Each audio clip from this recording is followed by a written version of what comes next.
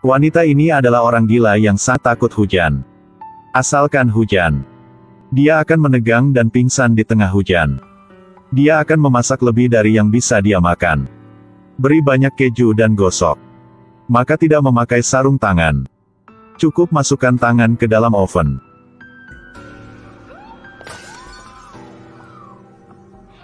Melihat anak-anak tetangga pergi ke sekolah. Baru memikirkan putri dia harus bangun. Sayang, kamu harus bangun untuk pergi ke sekolah. Tapi ketika dia datang ke kamar putrinya, putri memberitahunya lagi. Aku sudah mati. Ana baru ingat sekarang.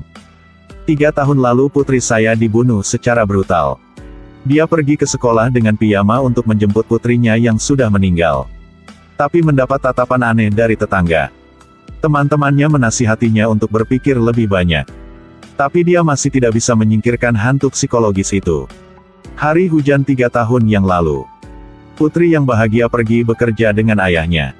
Sebelum berangkat, Ana juga berfoto untuk ayah dan anak. Tapi tak terduga. Ini ternyata foto terakhir Putri. Suaminya adalah seorang psikolog.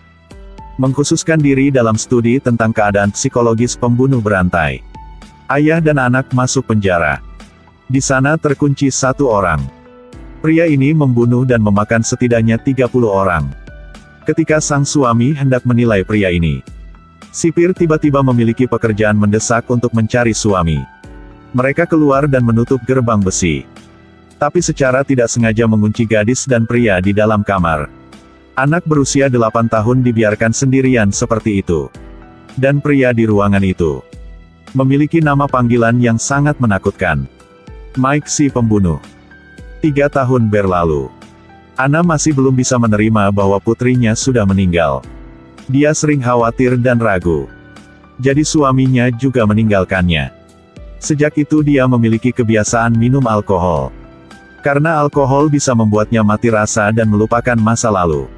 Ana suka duduk di sofa setiap hari dan menatap kosong keluar jendela. Namun, hari itu, seorang tetangga pindah ke seberang jalan. Mulai hari ini, dia memiliki hobi baru. Menatap pria itu. Hari Ana duduk di sofa lagi dan tertidur. Tiba-tiba terbangun oleh ketukan tiba-tiba di pintu. Tetangga baru memberinya seikat bunga. Buket ini sangat indah, terima kasih. Ternyata tetangga melihat karangan bunga ini diberikan di sini sejak lama. Dia hanya baik untuk membantu Ana membawakan bunga. Setelah tetangga pergi, Ana tertarik dengan ketampanannya. Sepertinya menghidupkan kembali keinginannya untuk hidup. Tapi, penampilan pria inilah yang menghancurkan hidupnya yang damai. Hari itu Ana tidak sengaja menyentuh air hujan. Badan mulai mati rasa dan pingsan karena hujan. Untungnya, tetangga menemukannya tepat waktu. Bawa dia pulang. Selama percakapan, saya menemukan. Karena hari di mana putri Ana terluka adalah hari hujan yang suram. Jadi dia sangat takut hujan. Dan tetangga juga kehilangan orang yang dicintai seperti dia. Istrinya sedang berlibur. Sayangnya tenggelam. Dan seluruh proses dilihat oleh putrinya. Keduanya memiliki sakit hati yang sama. Cepat temukan topik umum. Sebelum pergi, tetangga berkata kepada Ana. Tragedi akan menyebabkan kehidupan kehilangan lintasan bawaannya. Berharap dia bisa mengambil kuas lagi. Kembali seperti dulu. Keesokan harinya. Untuk berterima kasih kepada tetangga karena telah menyelamatkan hidup dia, Ana membuat hidangan lezat untuk dibawa. Dia juga naksir tetangga. Malam itu Ana jarang tidur nyenyak. Tiba-tiba bayangan melintas melalui loteng. Dia tidak tahu apa-apa tentang itu. Di hari berikut, Ana pergi ke loteng untuk mencari kuas. Berpikir untuk membuat hadiah untuk diberikan kepada putri tetangga. Segera setelah dia dengan senang hati berjalan menuju rumah tetangga. Tiba-tiba bertemu pramugari dengan tubuh seksi. Dan ketika para tetangga saling berpelukan dengan pramugari, Ana baru tahu kalau dia pacar tetangga. Dia sangat pemalu. Berbalik dan lari pulang. Dia sangat kesal ketika dia pergi ke supermarket sekali.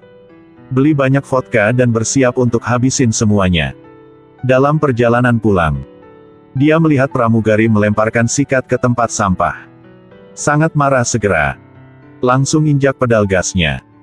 Tetapi ketika dia sadar, dia menyadari itu hanya halusinasinya sendiri. Tapi sejak hari itu dia juga menghadapi pramugari. Menatap pramugari sepanjang waktu. Akhirnya suatu hari, dia menemukan petunjuk saat bermain TikTok. Foto intim pramugari dan pria lain. Ini menegaskan kecurigaan Anna terhadapnya. Sampai suatu malam, Anna menatap sebaliknya. Tiba-tiba melihat pramugari mati-matian berjuang di dalam kamar. Darah berceceran dengan luka di lehernya. Kemudian pramugari jatuh ke tanah. Anna dengan cemas memanggil polisi. Karena dia minum terlalu banyak. Tidak bisa mengendalikan lidah lagi. Ada pembunuhan dan seorang wanita terbunuh. No. 406 Canterbury Hill datang ke sini dengan cepat. Tunggu Mbak, bisa diriset lagi alamatnya. 406 Canterbury Hills. Itu tidak benar, tunggu sebentar, itu alamat saya, 40.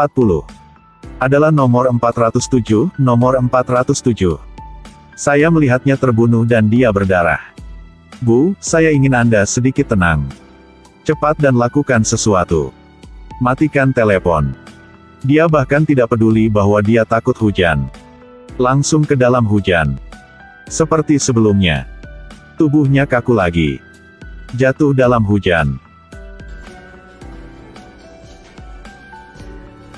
Tidak tahu sudah berapa lama.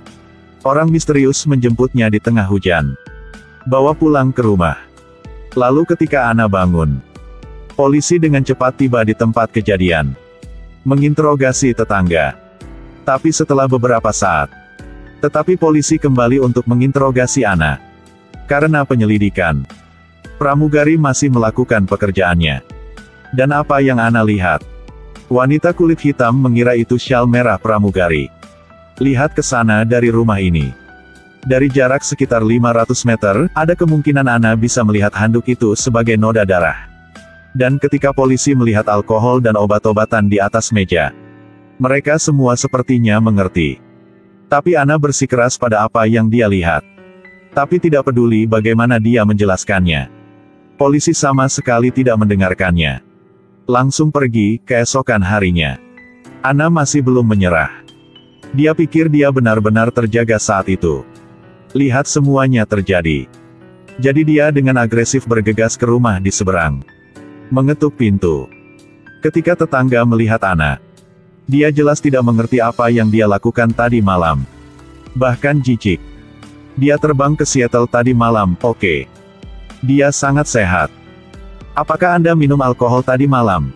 Anna tidak mencapai tujuannya dan memutuskan untuk tidak menyerah.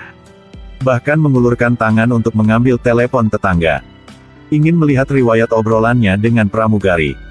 Dan ketika Anna selesai menonton, tiba-tiba terdiam.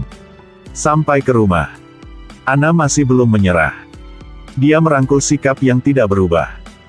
Pergi ke rumah tetangga sekali lagi.